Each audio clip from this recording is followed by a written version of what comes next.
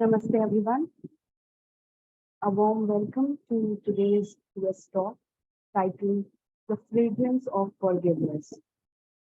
The speaker with us today is Ms. Richa Sharma. Richa is a mental health professional with decade-long experience working with adolescents and young adults. She is also a professional musician and has collaborated with renowned global artists in the music industry. She presently leads Muktiverse, a band dedicated to recreating Rajasthani folk music and poetry. Richa loves reading books on wisdom and spirituality. Welcome, Richa. It's lovely having you with us again today as the speaker. I'm looking forward to a beautiful session with you as always. Over to you.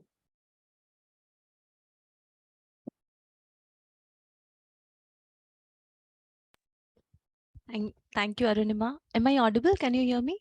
You are audible. Yeah, the camera is on now. Yeah. Hi. Okay.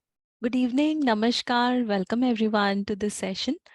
And before I begin, there's something that I'd like to share with you on a personal note.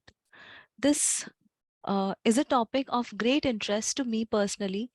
Also, as working as a counseling psychologist with people for several years, holding on to resentment or on past hurt is something that a lot of us have been carrying for ages. A lot of us carry our hurt since childhood. We carry memories of being bullied by teachers or by friends at school. We carry a lot of hurt in our relationships, and we continue to hold on to these um, hurt or wound inside our hearts. And I have also carried a lot of that for several years in my life, a lot into my early 20s and late 20s. And I gradually began working on my own self and tried shifting my perspective from blaming the perpetrator, the person who caused any hurt or harm to me, to also avoiding the blame on my own self, that okay, I allowed this person, because victim blaming also does not serve us any good. It does not help us a lot in the long run.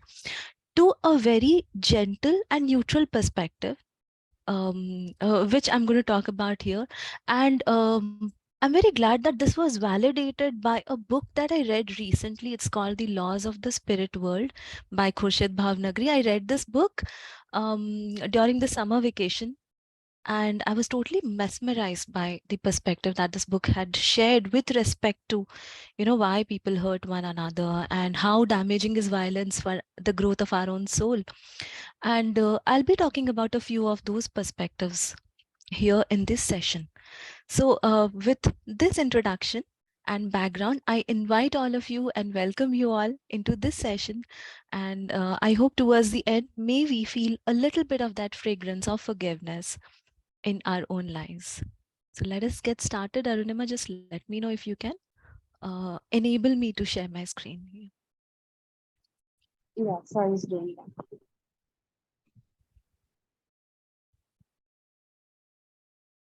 Sir, you're not audible. Arunima, should I make her the co-host? I think that will enable her. Yeah, sure, sir. In the meanwhile, for everyone who has joined recently, good evening, namaskar, welcome. I'm going to talk about forgiveness and how does it benefit us versus how holding on to resentment causes us greater harm. And I'll share one small technique that I have tried, I have practiced personally, that has helped me, and I continue to practice that. So, yeah, Arunima, just let me Yeah, know if um, yes, your screen is visible. perfectly visible. Yeah, all good. Yeah, now it's full screen. Yeah, perfect. Okay, yeah, so let's get started. So the first thing that I'd like all of us out here to understand is forgiveness is to the contrary. We feel that when we forgive the other person, it does good to that other person. To the contrary, it is for our own healing more than for the wrongdoer. So when we forgive the other person, we let go of a rock that we have been holding on to our chest, which has been causing us a lot of pain. Imagine you're flying in the sky and your feet has been tied to a small piece of stone, which is very heavy, and you're not able to fly. Right. So holding on to resentment is something similar to that. We hold a lot of space in our heart, in our chest, and we carry a lot of those past hurts and wounds, um, about which we cannot do much. And yet we carry those painful memories, all that bitterness, all that resentment. The person who did it has done it and probably forgotten it. As an old famous proverb says, the axe forgets, but the tree remembers. So the person who was hurt always goes on to remember, but the axe or something that had caused the hurt might forget, might not even think about it the very next moment, right? So forgiving the other person is not for them, but it is for us. Okay, which is why we should be selfish and try to incorporate practicing this in our lives for our own benefit.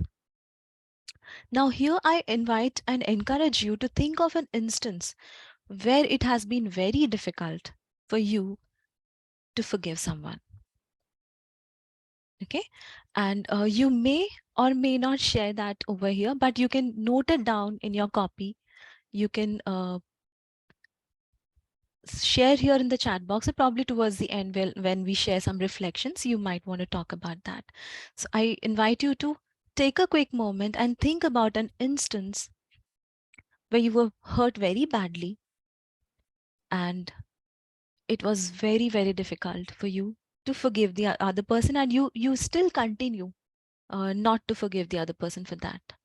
Okay, and not generalizing, but probably if I can share some patterns or some common themes based around this, it might be due to interpersonal relationships. It might be an instance connected to another human being, another person, probably immediate family members, siblings, neighbors, classmates, teachers, colleagues at work, boss, or I think the most common root of being hurt emotionally is relationships, the most intimate relationships through our partners. That's a space where we are extremely vulnerable, and that's a space that allows access to the other person to hurt us, or probably to also nourish us and share that reciprocity. So I'm sure these might be some common themes where you find it difficult to forgive other people. I would like to add here that by forgiveness, we not only include only other people outside of us, but we might also want to consider us seeking forgiveness from other people for some things that we did intentionally or unintentionally. Okay, we are not infallible, we're not righteous all the way, right? We make mistakes. We do not cater to everybody's expectations. So in the course of our lives, we will also do something which does not go in sync with other people's expectations. So by practicing forgiveness, we will be considering three layers or three levels of forgiveness. The first one includes us forgiving other people in our lives for the wrong or damage that they did to us. The second level is us seeking forgiveness from other people. And the third one is also equally important, us forgiving our own selves for making wrong choices in our past. Okay, we often tend to overlook our own selves, but and we continue blaming ourselves. I wish I had not done that. So accepting that that was the best I could do at that moment, and acknowledging that at that state of time, this was the most sane idea or thing that I could have done, and then accepting it and moving on. And today I'm more mature, I'm more pragmatic, I can look at a place of greater wisdom. Right, I hope I'm making sense. Yeah, so let's go back to the session.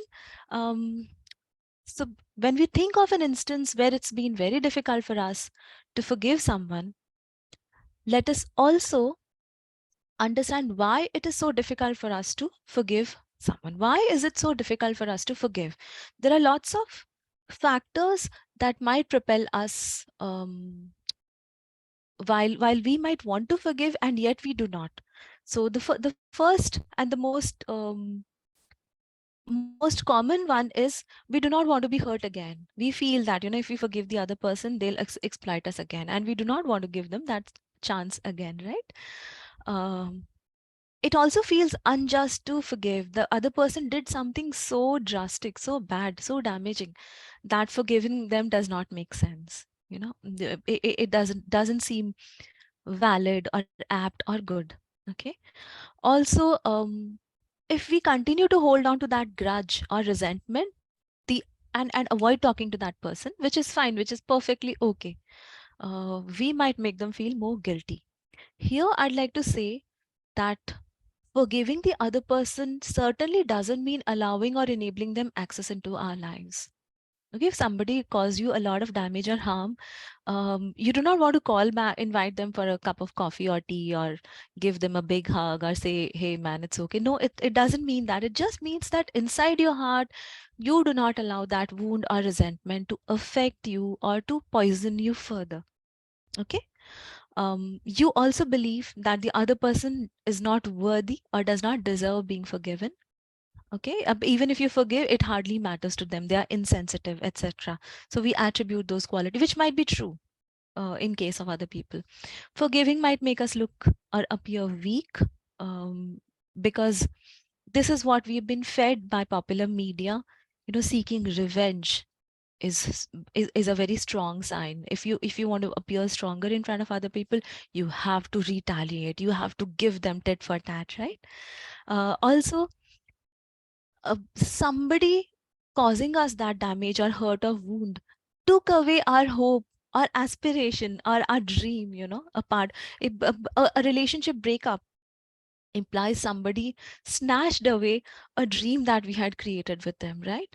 So forgiving them might not be an exact recompensation that we might feel. They do not deserve to be forgiven because they really snatched away all our dreams.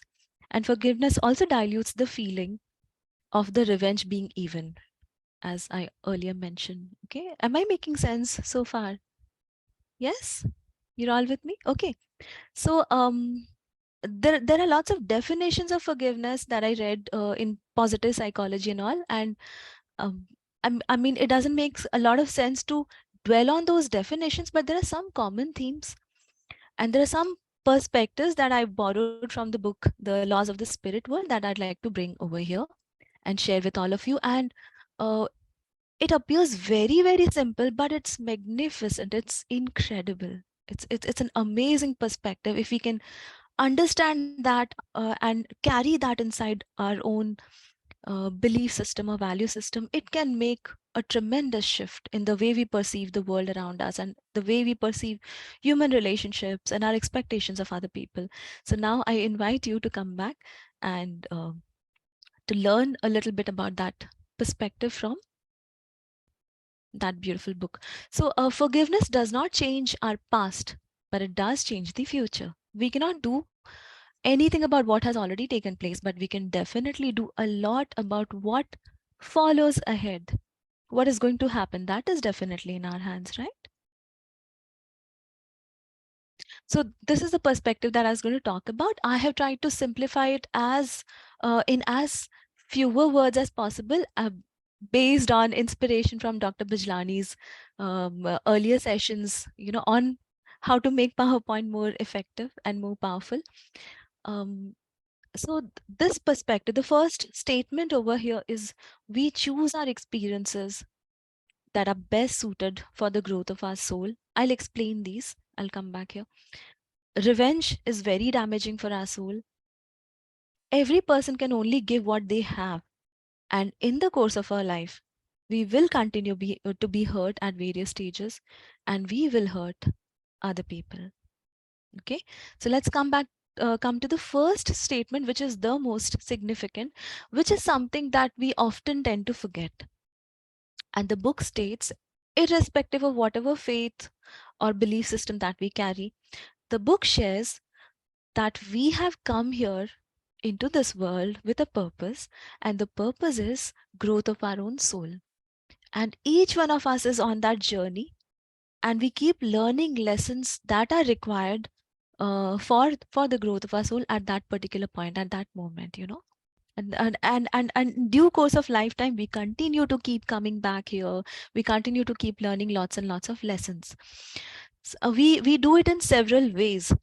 So if some of us feel that, you know, probably I need to work on detachment, this is an area which, you know, my soul has not yet um, learned enough, probably, then before coming into this life, you choose to have experiences which teach you detachment in the worst possible ways, and we tend to forget that. So having breakups in our relationship, or not having very strong friendships, or also loss of loved ones, people leaving us, people you know, losing our loved ones. So even people who have left us while we are still young, you know, parents leaving us, that is a, I mean, we tend to be angry to them. Why did you leave me already? You know, I had so many expectations from you. So these are experiences that intend to teach us a sense of detachment. Nothing actually belongs to us, right? We're not bringing anything here when we are coming. We're not going to carry anything. That all that we're going to carry is the lessons that we learn out here, or um, or us hurting other people and creating a greater backlog for our soul to repay in our next lives. Okay, as stated by the book that I'm mentioning over here. And the book also states that, contrary to popular media and Bollywood mainly, in cinema and all of that, the idea for the macho man, dushman ko dishum maro, pitai karo, and get even, you know, contrary to that belief, sorry for that kind of language, but revenge is actually a very damaging act for us to do. You know, we believe that we are making it even in this particular life, but probably the other person was trying to make it even with us right now with this act, and that debt would have been completed. Like probably we did something to that person in the previous lives, and they came back to repay it, and now we have created the cycle of retaliation again and again, right? So somebody causing us harm could be either us paying off our karmic debt, or the other person creating their own karmic debt, and they will pay it on their own. We do not need to do a lot. We do not need to pay a lot of efforts I have noticed a lot of us spending days and nights and times and scheming and plotting and planning, you know, I have to take this revenge, I have to. And unless we do not do that, we I mean, nothing seems normal. And this this is actually a very very very self damaging act to indulge in. Okay. And also again, I think I've heard this from Dr. Bijlani as well, and I also uh, say this a lot in my classes with my students, that every person can give what they have. So if hurt or pain or resentment or wound or bitterness is something that the other person is giving you, this is what they have. And earlier I used to be very angry or sad or upset at the other person for doing this. But you know, I grew into feeling a little more compassionate. I felt, oh my God, this person doesn't know how to act better. What a pity it is, right? I wish they were more empathetic. I wish, you know, they knew how nourishing it is for their soul. I wish they could act with a little more pragmatism and maturity. They are not. They are really missing out on being their best selves, you know. And that's all. No judgment. That's all. I mean, not judging or talking bad about that person for being like this. Okay, this is how they are. It's fine. Well accepted. I draw my boundaries. I mean, you know, accepting the other person does not mean you continue to allow all the toxicity and all that bad behavior affecting you, but not judging the other people. Okay. So here I loved this particular point that I already shared here. The person who has wronged us is either giving us an opportunity to clear our karmic debt, or is creating their own karmic debt. Either way, you win. There is no loss for you. Okay, if they are allowing you to clear your karmic debt, it's amazing for you, right? So any bad experience, any bitter experience, take it as an opportunity that probably my soul is learning. I am growing. I'm on the path towards becoming a better being. Okay, or they are creating their own karmic debt. So it's got nothing to do with you in that case, right? So both ways you win. Please remember this. And the best revenge, if at all you do want to take revenge, the best revenge is not to be like that person, as said by the great Marcus Aurelius. You do not be like your enemy. Don't indulge in acts that the person who has hurt you has indulged in. That's the worst way to retaliate. Okay, that's the worst way to reciprocate. Okay, that makes you stoop from your own level or state of being. So what is forgiveness? This is not a definition, but I'm sharing a few themes around forgiveness that might help us practice it in a better way. So it's an individual process, and it's a voluntary internal process. Okay, you make a choice. You willfully, intentionally make a choice that I wish to imbibe forgiveness within my heart, and I wish to clear my heart of all the resentment that it has been holding on for such a long time. Okay, it involves letting go of feeling. So you've been holding on to those feelings of negativity and bitterness all this while. So what forgiveness does, it involves letting go. It enables you to let go of those, open up those feelings and thoughts of every day. What we do at our home every day, we take out the trash and remove it from our home, right? Why? Because that trash harms us. The fragrance is not good, it's not very healthy for us. Similarly, all that negative emotions are like trash inside our heart. It's a bad metaphor probably, but it's very true. So holding on to that can fill our whole system with a lot of poison and a lot of toxicity. So letting go of all those feelings and thoughts of resentment, bitterness, vengeance, retribution, letting go of that need towards being even with the other person, that is an act of forgiveness. Okay, it's uh, it's a cognitive act, emotional as well as behavioral. But according to me, I think it's a lot emotional. You can probably from your behavior you might say, okay, I forgive the other person, but in your heart you can continue to be affected or be hurt by that particular event. So till we do not clear it out from our heart, from our emotions, it's not completely done. So all the three of these acts together consist an act of forgiveness. Okay, and a lot of emotional than cognitive or behavioral. And forgiveness requires the emotional replacement of negative emotions with positive emotions, like I shared in case of that book. Believing that somebody was acting from a place of ignorance, or so replacing that place of hatred with empathy or compassion, or with a very neutral emotion. Okay, now what endows us with the quality of forgiveness? We are, by nature, we are wired to forgive. Natural selection, um, and evolution has already filled us with these qualities that enable us to perform our best. you know and the qualities that allow human beings to continue, to perpetuate further, those are the qualities that continue inside of us. So forgiveness is one trait that we have inherited from our ancestors.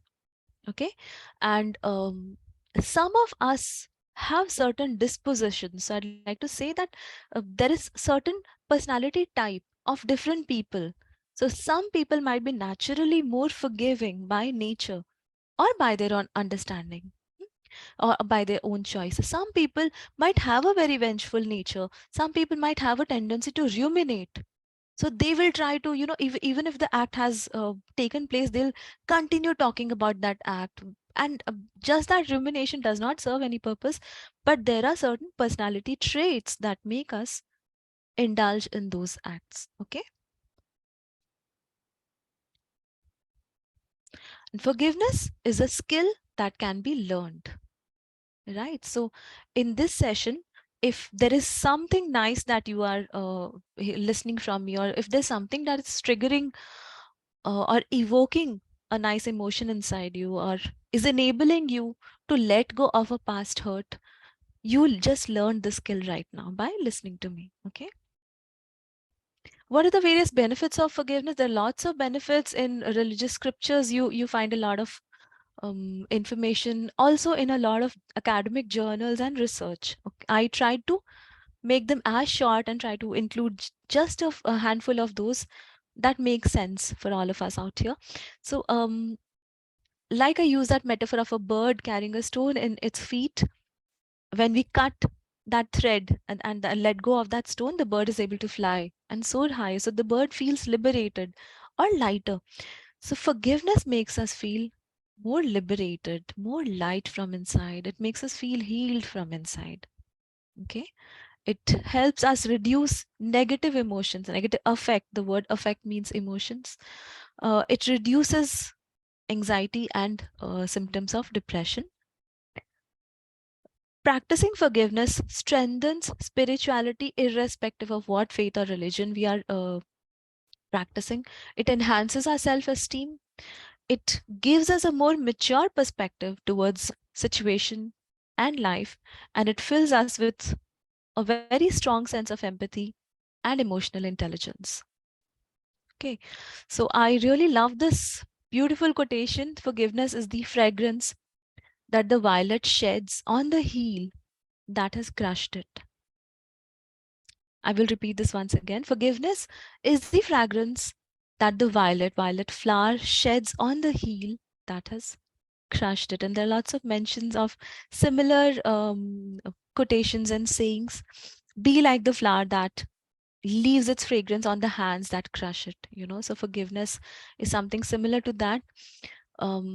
It certainly does not imply or mean that you appear weaker in front of your perpetrator. Okay, so now there are certain myths that I like to share.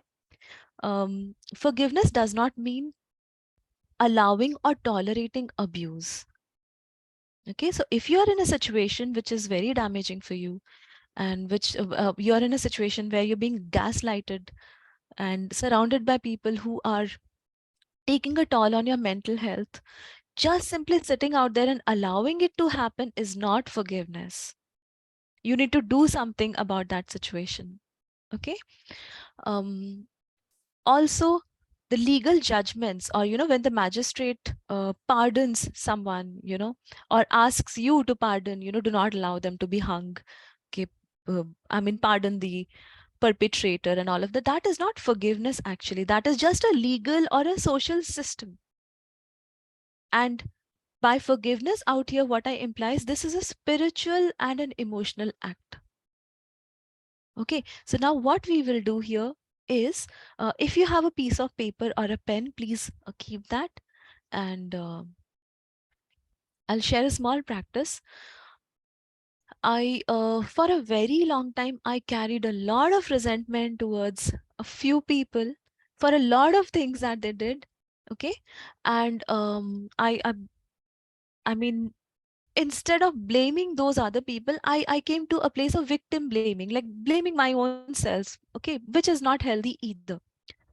But it was only when I started practicing this, I made a conscious choice. I felt, okay, this has happened, it's affecting me, it's hurting me, it's paining me a lot. At least let me try this and see it's not harming me anyway. But I gradually started seeing that this made me feel very light. And I'm not saying I've already attained a pinnacle or an ideal state. I continue to be angry at a lot of people for a lot of things that they do.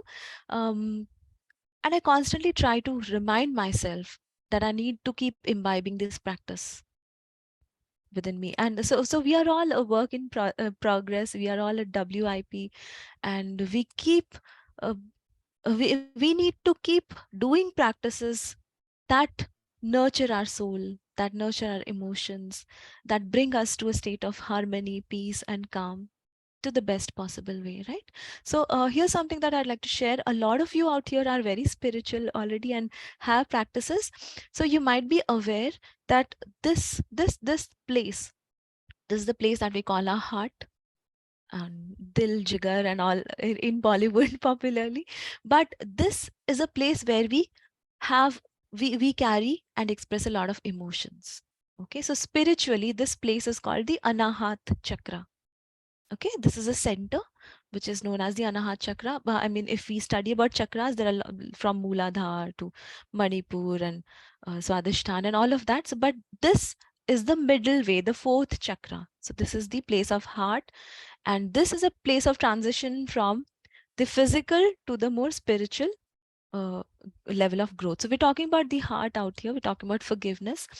So what we do when we practice forgiveness is the first thing that we can do is um, making a list of all the people that we are angry on. Okay, and it's not possible to do it right now, but you can listen to this and carry doing this later at home.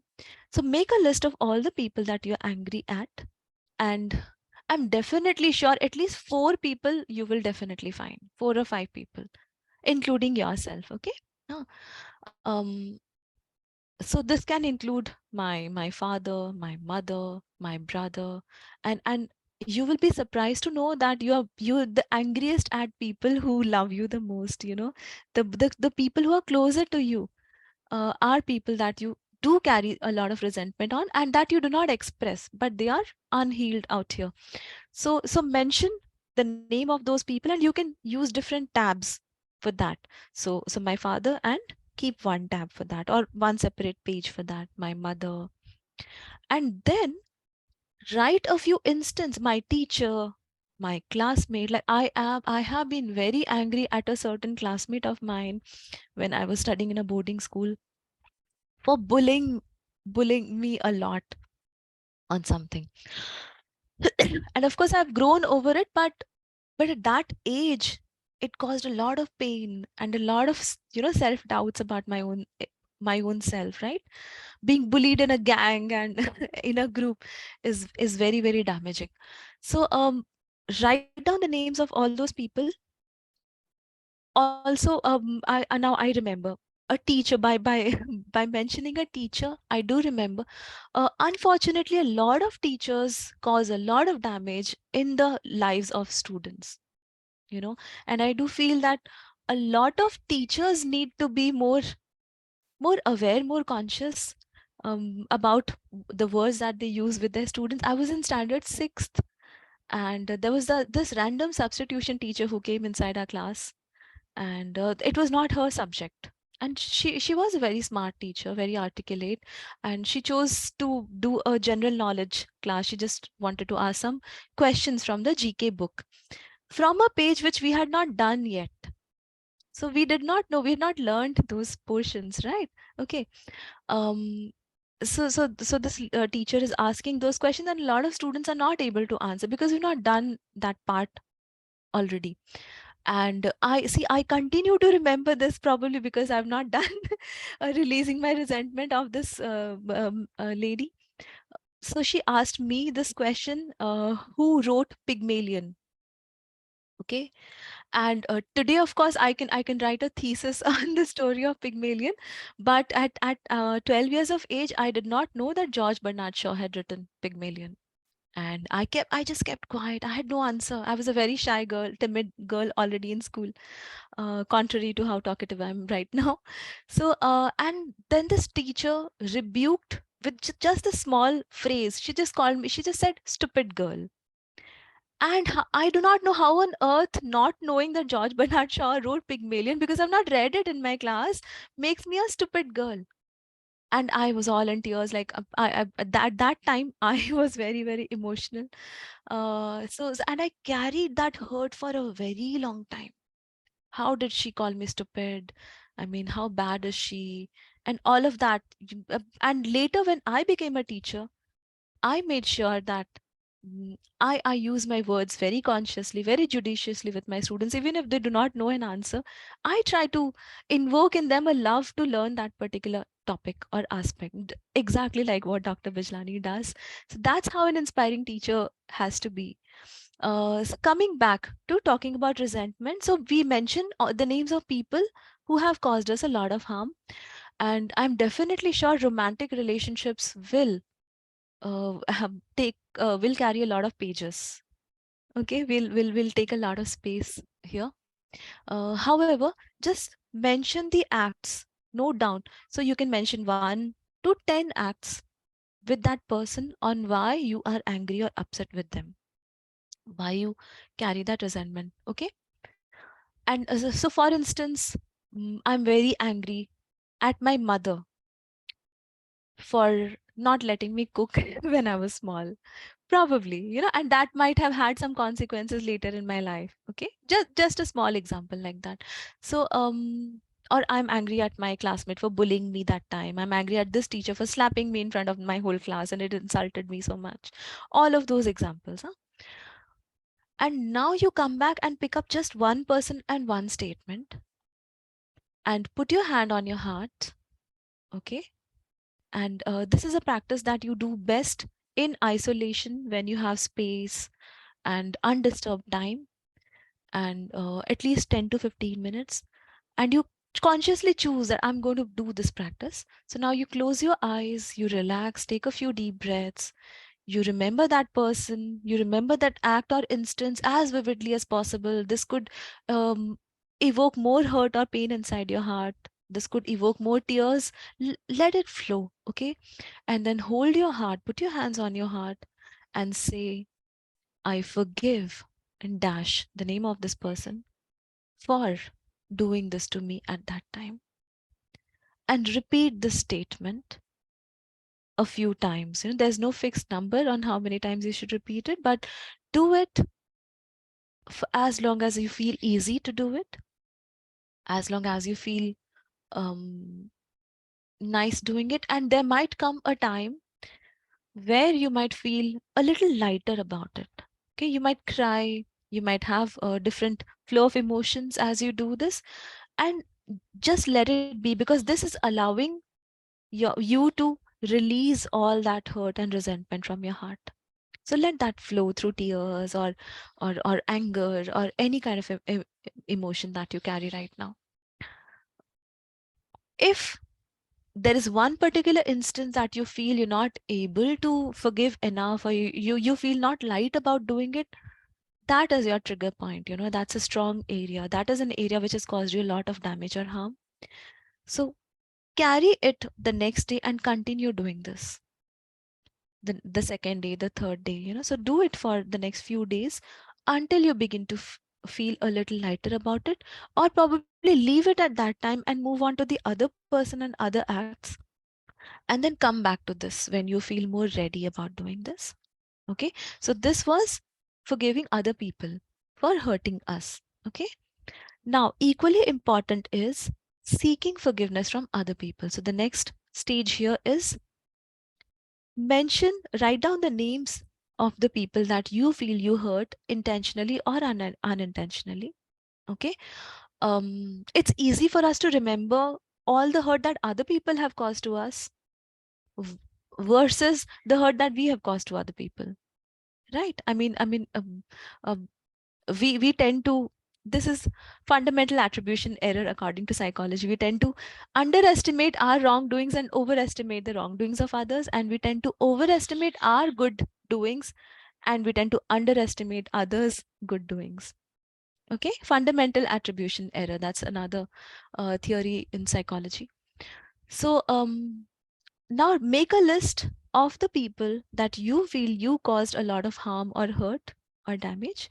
And I'm sure you know at least two people. I mean, for the women out here, 2, 3 guys whom you had rejected, whose proposals you rejected, and they are very hurt from those rejections. So at least one or two names might be those. Jokes apart, this is just a bit of humor, but um, there might be some people whose requests we had turned down and they felt very disappointed. And And there could be other examples that you can bring from your own life. And now you say, I seek forgiveness. Remember the act, the particular act, as vividly as possible. I seek forgiveness from this person for doing this to them. Okay, so dash. I mean, this is as subjective as you tend to make it. There's no template.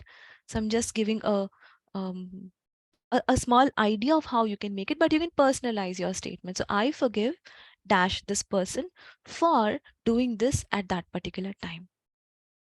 And now no explanation, no justification. I had to do it because, I had no other way. Nothing. Just direct seeking forgiveness. Okay. And if you feel that it is okay to probably write a note or call that person and actually apologize, I think it's really good. But then there are certain people, if you tend to do this can complicate a lot of things. So just let it be, just do it as your own ritual and just let it go. Okay, so this was the second part, seeking forgiveness from other people for hurting them. And now this is the third one. Okay, and this might be really difficult for us, and this is myself. So you write here um, your own name, and you mention a few instances or occurrences that did not work very well for you, and you pick up one of those, and then you again hold your heart, put your hands on your heart and say, I forgive myself for doing this at that time. Okay, so this could include, I forgive myself for doing friendship with that wrong person who hurt me. Okay, I forgive myself for choosing that particular subject, academic subject, which did not serve me any good. I forgive myself for that particular, for being in love with a person that did not reciprocate or I expected. So it could be anything. I forgive myself for um like currently, as a parent, I might say, I forgive myself for not giving enough time to my child. There could be lots of instances where you might want to forgive yourself, but then just remind yourself, at any point of time in life, you were doing the best that you could. Okay, and remind yourself about this perspective that each person, every human being, is doing the best that they can at that point of time in their life. Okay, so remembering this, it's not a one day's job. I mean, we have to constantly keep reminding ourselves about this. We have to constantly fill ourselves with as much empathy, as much compassion, as much love. The world needs more of that. Okay, and we need to continue practicing a lot of self love, a lot of love and compassion towards other people, and let go of that bitterness and resentment that we've been holding towards other people. I'm so thankful and grateful for all of you for listening to me.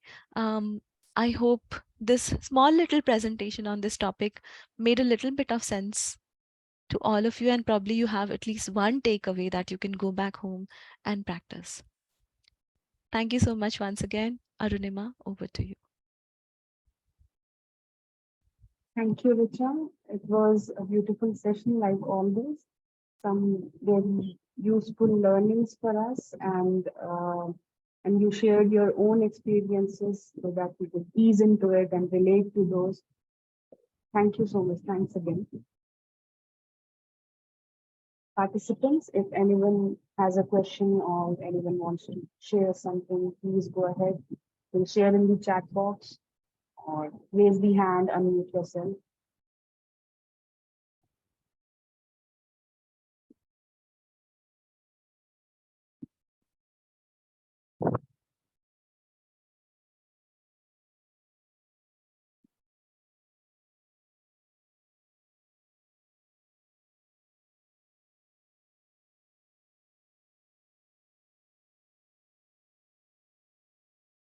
We do have some appreciation and thank you notes, but yes, Lena, please go ahead. Yeah. Hello, ma'am. So, my question is that yes, I forgive people, right? So there is no question. I don't react at that moment, but I react, but I respond to that. So my question is that I forgive the people, but at some moments in future I remember those moments that, oh, this person has done this wrong to me. So question is, uh, how to overcome this situation? Okay, yeah, Lena, this is a very good question. Forgiving does not mean forgetting the act. Actually, Yeah, forgiving only means letting go of that resentment. Actually, remembering that this person had done this enables us to draw healthy boundaries around that person and yeah, prevents us from experiencing that bitterness again. So, unless it is it's creating ripples, the memory is flashing by constantly in the form of nightmares, and all the time we are just thinking about this. If that is happening, that's a place where we need to seek some support. But if we do remember that this person has done this, I think this is a very healthy sign. You're protecting yourself. You're setting boundaries. So do remember, but don't just let that particular memory hover around you and dominate you or affect every area of your life. yeah, Right? That answers yeah. the question. Yeah. Thank you so much. Thank you, ma'am. Thank you. Thanks, Richa. We have something in the chat box. Abhishek says, we choose our experiences that are best suited for our soul. Can you please explain a bit further on this? Okay, yeah, this is a good question. I read this from the book The Laws of the Spirit World. Okay, I will be mentioning that book over here. So the book stated that before we come here into this life, actually we intentionally choose the circumstances that are going to be. I mean, the book in fact went on to mention that we also choose our mothers. So we tend to choose a very loving mother because she will care for us and protect us and she'll nurture us. Or sometimes we tend to choose a mother who will ignore us and not love us enough because we feel that is more important for our own growth. Okay, so we might not choose exact experiences in a very vivid manner that we will be hurt by this particular person. That's not in our hands, that's not possible. But we do tend to choose certain themes. Okay, for instance, I mentioned detachment. Okay, probably on in my own personal life, I think I have experienced that perhaps I needed to let go of my tendency of being very possessive. This is mine. So aparigrah ki jo tendency thi, I probably needed to learn that, and life gave me ample experiences and opportunities to experience that. And I have personally felt that a bitter experience, a negative experience continues to repeat. It'll keep repeating until we learn the lesson that it is intended to teach us. Right? And I felt that in case of possessiveness or holding on to something or somebody, and not letting go enough, I kept having certain experiences constantly. And later I realized that, I needed to um I needed to change my perspective. I'm sorry for all the noise around me. I hope that answers your question, Abhishek. Yeah. It Okay. does. So thank you for asking this question. Thanks, Richa. Participants, do we have any more questions? We put some messages in the chat box.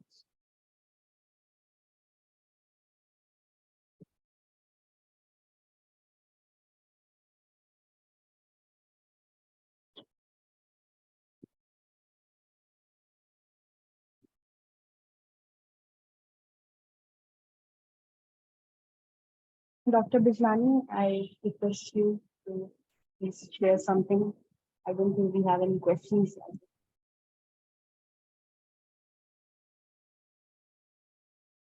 Thank you, Richa, for a very enlightening session. Very easy to relate to, uh, based on your personal experience and the experiences of, I'm sure, most of us. So that's why it's very easy to relate to and see its relevance. Let me start with the last question that Abhishek asked. The journey of the soul continues from life to life, and the growth, the spiritual growth during each life depends upon the type of circumstances we get. And because all types of experiences cannot come from uh, just any one set of circumstances. So that's why, as Richa said, in fact, before we are born, we also have an opportunity to choose the circumstances which we'll get in our next life, for which we get assistance from those who are very highly evolved. That's a beautiful book, by the way. I mean, Khurshid Bhavanagari's book. And since there's time, maybe I'll dilate a bit on that book also a little later, how that book came into being. But anyway, so that's why we need a different set of circumstances compared to what we had in our previous lives. And a simple way to look at it is that one of the basic principles is be not haughty with the humble and be not humble with the haughty. Now, suppose a person is born a king, and for him it's very important that he's not haughty with the humble, because most people around him are humble as compared to him, and he should not behave in an arrogant manner. And suppose he has been a very good king, he has looked after his subjects well, he has not been arrogant. One must feel that since his karmas are very good, in his next life, he'll become not just a king, but maybe an emperor. But that's not really going to help him much, because that will provide again the same type of experiences which he had as a king. It may be more appropriate that in his next life he's born a poor person, so that he gets to practice the other side of the same coin, be not humble with the haughty. Because as a poor person, he'll come across many people who are arrogant with him, and he should have that sense of self-respect, that feeling that I am also a manifestation of the divine as the other person is. So I don't have to take any abuse or any ill treatment from this person who is haughty. So he gets to practice this only because he was born poor. So he needs that type of an experience also. So that's why it's we keep taking sort of making some effort, and maybe some is our own effort, and some maybe again, as that book talks about, some guardian angels and also which are looking after us throughout our lives. They help us create also those circumstances in this life, maybe as a result of some of the choices we make, or some of the things which apparently happen irrespective of our will and planning. All those, in fact, are calculated to give us the type of experiences that we need for further spiritual growth. And now about that book. In that book, by Khurshid Bhavnagari, came into being because Khurshid and her husband, they lost two very young children in their 20s through a road accident. And naturally, they were shattered. The couple was shattered. And then, somebody told them that you can contact a medium who can put you in touch with these children who are not in this world anymore. So you'll be able to talk to them wherever, in whichever world they are. So with the help of that medium, they could talk to both those boys, and they reassured them that don't worry, we are very happy in the world where we are. So don't worry, we are doing very fine. But then after that, what happened was that one of those children started appearing in the visions of his mother, who was Khurshid Bhavnagari, and started telling her more and more about what are the types of principles that govern those other worlds. And she felt inspired to just go on writing what she's being told. And this phenomenon is called automatic writing. So she was just acting as a tool, as an instrument. Her hands were moving, but the words were coming from somewhere else. The words were coming from that son who was in those other worlds. And he said that I'm telling you all this because it is in the interest of the people living in this world, living on earth. So that's why I'm telling you all this. So she wrote down, that's how this book was written. And by and large, I mean, it seems to be in agreement with the spiritual philosophies. And in fact, this book helped me a lot because it came in my life at a very crucial juncture. Crucial in the sense that one of the most celebrated works of Sri Aurobindo is Savitri. And like most people, I also had a little sort of, I was overawed by this book and felt that's very difficult and I'll not be able to understand it. But then when the time was right, perhaps for me to read that book, somebody suggested my wife this book, The Laws of the Spirit World. And then I went to the bookshop. I ended up buying not only this book, I was having a period of a holiday coming when I will have a few months at a stretch to read a little more than I normally do. So this is one of the books that I bought. And then my eyes were caught by another book, The Autobiography of a Yogi by Swami Yogananda Paramhansa. So during that holiday, I ended up reading both these books. And then when I came back, I felt inspired to read Savitri.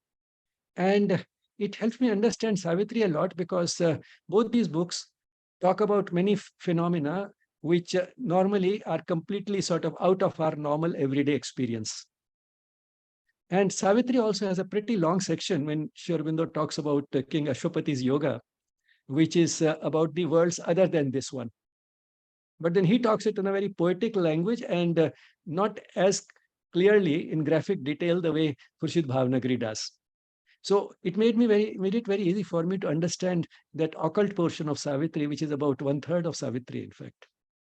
So those other worlds, some very similar to Earth, some much better than the Earth, some much worse than the Earth, much better than the Earth, which we call heaven, sort of, and much worse than the Earth, which we call hell. And those worlds do exist in Sri Aurobindo's experience also, and I'm sure in the experience of all the rishis and mystics that we have had across traditions and across time. So those worlds do exist, and till we have our own experience, we have to only trust all these rishis who have seen those worlds. But then one of the important things that Sri Aurobindo also brings out and Khurshid Bhavnagari also brings out is that Earth is a very unique place. This is the only place where extremes of good and extremes of evil and everything in between is all present. In the other worlds, there's a sort of careful or segregation or sorting out. So the realms of the worlds which are much worse than this Earth, you find that everybody is more or less at the same level of consciousness, is much worse than the average on the Earth. And those which are much better than the Earth, everybody is much better there. So that's why, those worlds are different and Earth is unique. But then why did we have to have a world like this where there's no such sorting out? That is what makes it possible for us to grow spiritually in this world. And that is why in other worlds, if a person who is already pretty well evolved may go to one of the higher realms, have a very pleasant life, and it may seem rather strange that he wants to come back to this world, but that he comes back because in those worlds which everybody else is around is like you don't really have much opportunities to evolve further. You stay as you are. But if you want to evolve still more and so that you are entitled to a still higher realm later on, the only way is to come back to this world as a human being and then uh, spend your life in this world in such a way that one lives at a higher level of consciousness than the one with which one arrives. And then one gets entitled to go a still better realm after death. So that's why, in spite of being in a pretty pleasant world, a sort of a heaven somewhere else, we still choose to come back to this world so that we can qualify for a still higher heaven, if you may put it that way. So that is what the book is about. And my personal sort of relationship with this book, how it came at the right time in my life so that I could understand Savitri. But anyway, so forgiveness, is basically the antidote to anger. Forgiveness may look like an experience which we don't always have, but anger is something which we all have. You ask anybody, do you ever get angry? Everybody says, yes, I do.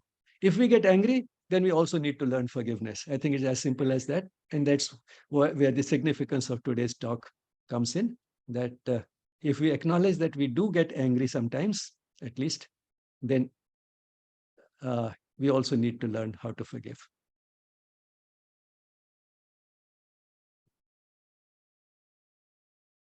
Thank you so much, sir. Thanks a lot.